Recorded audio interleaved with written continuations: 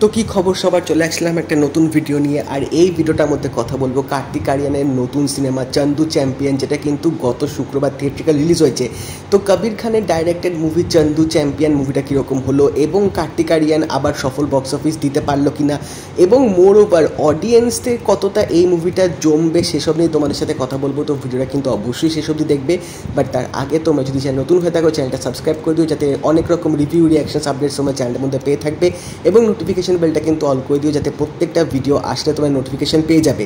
তো এই মুভিটা কিন্তু based on a true events. একজন যে প্যারা অলিম্পিকে গিয়ে ভারতের হয়ে সোনা জিতেছিল, তার ওপরেই বেস করে কিন্তু গল্পটা এখানে বানানো হয়েছে, এবং তার নাম হচ্ছে মুরলীকান্ত পেটকার। তো এনার যে জার্নিটা, তিনি যে একটা সময় ভারতের হয়ে যে প্যারা অলিম্পিক্সে সোনা জিতেছিলেন, তার জার্নিটা কীরকম ছিল, তার স্ট্রাগলটা কীরকম ছিল, এবং তার এই যে সোনা মানে জেতার যে জার্নিটার মধ্যে তাকে কী কী জিনিস ফেস করতে হয়েছে, সেই সব কিছু কাহিনী কিন্তু আমরা এই ফিল্মটার মধ্যে দেখতে পাবো। তার যে জার্নিটা সেটা কিন্তু বেসিক্যালি ফিল্মটার মধ্যে দেখিয়েছে। তো এটা কিন্তু একটা মানে বায়োগ্রাফি প্লাস একটা স্পোর্টস জনার ড্রামা মুভি বলা যেতে পারে। বাট বায়োগ্রাফি মুভি বলতে আমরা যেটা বুঝি যে একটা ক্যারেক্টারের ইন ডিটেলস জার্নি ফিল্মটার মধ্যে দেখানো হয়, একটু লেন্দি হয় ফিল্মটা। বাট এখানে কিন্তু সেই মানে দিকে কিন্তু ডিরেক্টর যায়নি। এখানে তিনি যেটা করেছেন সেটা হচ্ছে ফিল্মের বা তার লাইফের যে কিছু যে ইম্পর্ট্যান্ট মোমেন্টগুলো আছে, যেগুলো তার মানে লাইফে একটা মানে আলাদা রকম মাত্রা দিয়েছিল, সেই প্রত্যেকটা ইম্পর্ট্যান্ট এলিমেন্ট, তার জার্নি, তার স্ট্রাগলগুলো কিন্তু কিছু কিছু পয়েন্টগুলো কিন্তু ফিল্মটার মধ্যে তুলে ধরেছে। এবং এই ফিল্মটার মধ্যে কিন্তু আমরা কিছু কিছু টাইম স্ট্যাম্পও দেখতে পাবো, মানে 1972 সালের গল্প এবং তার আগেও কিছু কিছু সালের গল্প ফিল্মটার মধ্যে দেখিয়েছে।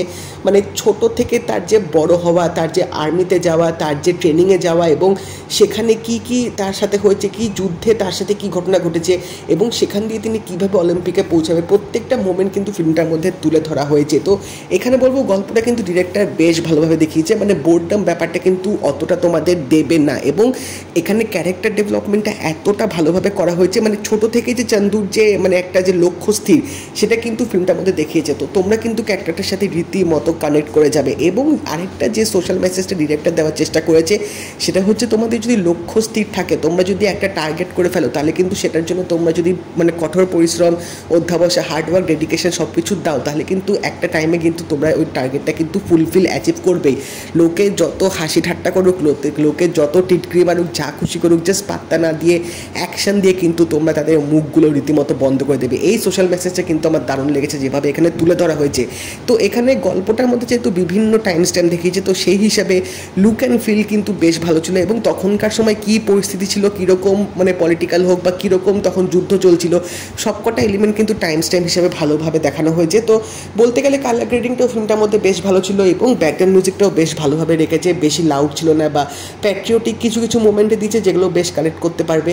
এবং তাছাড়াও কিন্তু কালার প্যালেটটাও ফিল্মটার মধ্যে বেশ ভালো দেখিয়েছে। বাট হ্যাঁ, এখানে অ্যাক্টিংয়ের দিকে যদি বলতে হয়, এখানে কার্তিক আরিয়ান ছাড়াও আছে রাজপাল যাদব, রাজ এবং আরও অনেকে। বাট সিরিয়াসলি বলছি, কার্তিক আরিয়ানের পারফরমেন্স ওয়াজ আউটস্ট্যান্ডিং, ওয়াজ নেক্সট লেভেল। মানে তিনি এখানে নিজের সেরা অভিনয়টা দিয়েছে, এটুকু নিঃসন্দেহে বলতে হবে। কারণ তার এখানে যে পারফরমেন্সটা, তার যে ক্যারেক্টারের মধ্যে ঢুকে যাওয়া, তার যে অভিনয়, এবং একটা অলিম্পিকে যাওয়ার জন্য বা কার্গিলে যাওয়ার জন্য যা যা কঠোর পরিশ্রম করতে হয়, সেগুলো যেভাবে তিনি এখানে ফুটিয়ে তুলেছেন, সেগুলো কিন্তু এক কথায় অনবদ্য লেগেছে। মানে পুরো ক্যারেক্টারটার জন্য নিজের তিনি জান দিয়ে দিয়েছিলেন এই মুভিটার মধ্যে, সেটা তোমরা দেখে বুঝতে পারবে। এবং তাছাড়াও আছে রাজপাল যাদব, বিজয় রাজ, প্রত্যেকজনের পারফরমেন্স কিন্তু ফিল্মটার মধ্যে যথেষ্ট ভালো ছিল। এখানে যে কার্তিক আরিয়ানের যে বন্ধুরা থাকবে, যে তাকে মানে ট্রেনে ওঠার জন্য সাহায্য করবে, তাকে নিয়ে যাবে, ওই বন্ধুটারও কিন্তু রোলটা এখানে বেশ ভালোভাবে দেখিয়েছে। এখানে কিছু কিছু যে যুগলবন্দি, মানে কার্তিক আরিয়ানের সাথে তার বন্ধুটা, বা তার সাথে তার কোচের, বা এখানে তার সাথে যে রাজপাল যাদবের, এই কিছু কিছু যুগলবন্দি মোমেন্টগুলো কিন্তু তোমরা ফিল্মটার মধ্যে রীতিমতো এনজয় করবে। এবং কিছু ইমোশনাল মোমেন্টও কিন্তু ফিল্মটার মধ্যে দেখিয়েছে। বাট আমার এখানে কিছু কিছু জায়গায় মনে হয়েছিল যে কার্তিক আরিয়ানের যে ইমোশনাল যে সিনগুলো ছিল, সেখানে তিনি আরেকটু হয়তো মানে রিয়েলিস্টিক বা আরেকটু হয়তো ভালোভাবে অভিনয়টা করতে পারতো, যাতে অডিয়েন্সরা ওই মোমেন্টগুলো একটু হলেও কানেক্ট করতে পারতো। তো সেই কিছু কিছু সিন আমার একটু ডাল লেগেছে। বাট নেভারদিলেস স্ক্রিন প্লেটা কিন্তু যথেষ্ট ভালো ছিল। এবং এখানে একটা সিন বলতেই হবে, যখন তার 9টা গুলি লাগবে, ওই সিনটা যেভাবে শ্যুট করা হয়েছে, জাস্ট দ্যাট ওয়াজ আউটস্ট্যান্ডিং। মানে 7-8 মিনিটের মতো একটা হয়তো সিন হবে, তো ওখানে যে ব্লাস্ট থেকে শুরু করে যে ফাইটার জেট থেকে যে বোম পড়ছে, তিনি গুলিগুলো মারছেন, পুরো অ্যাকশন কোরিওগ্রাফটা ওখানে যেভাবে করেছে না, এক কথায় অসাধারণ। মানে জাস্ট ওই বিগ স্ক্রিনে তোমরা রীতিমতো এনজয় করবে। এবং তাছাড়াও ফিল্মটার মধ্যে কিন্তু যে স্পোর্টসগুলো যে হবে সেখানে কিন্তু টান উত্তেজনা মুভমেন্ট কিন্তু ডিরেক্টর রাখতে যথেষ্ট সক্ষম হয়েছে। সিনেমাটোগ্রাফি কিন্তু ফিল্মটার মধ্যে চরম ছিল, এটুকু বলতেই হবে। কিছু মোমেন্ট, কিছু শট দারুণভাবে এখানে তুলে ধরেছে। এবং কার্তিক আরিয়ানের যে মেকআপটা সেটাও কিন্তু ভাই বেশ ভালোভাবে দেখিয়েছে। মানে বয়স্ক মেকআপটা তাকে যেরকম দিয়েছে দেখে কিন্তু অ্যাটলিস্ট মানে তোমাদের মানে দেখে তোমরা কনভিন্স হবে যে না সত্যি লোকটা এরকম বয়স হয়েছে, সেটা কিন্তু বেশ ভালোভাবে করা হয়েছে। ওভারঅল এটুকুই বলবো যে এই মুভিটা কিন্তু এক কথায় আমার বেশ লেগেছে। রান টাইম যেহেতু অতটাও বেশি না, এবং যেহেতু ইন ডিটেলস অত গল্প দেখায়নি, স্ট্রাগলটা দেখিয়েছে, স্পোর্টসের যে মুভমেন্টগুলো দেখিয়েছে, সেগুলো কিন্তু ওভারঅল দর্শকরা রীতিমতো এনজয় করবে। এবং তাছাড়াও পারফরমেন্স কিন্তু এই ফিল্মটার একটা প্লাস পয়েন্ট বলা যেতে পারে। তো তোমরা যদি এই ফিল্মটা না দেখে থাকো, আমি অবশ্যই বলবো তোমাদের এই ফিল্মটা দেখা উচিত। বিগ স্ক্রিনে কিন্তু রীতিমতো এটা এনজয় করার মতো সিনেমা। একটা মানে বায়োগ্রাফি স্পোর্টস ড্রামা মুভিতে যে পিক এলিমেন্টগুলো থাকা দরকার সেগুলো কিন্তু এই মুভিটার মধ্যে আছে।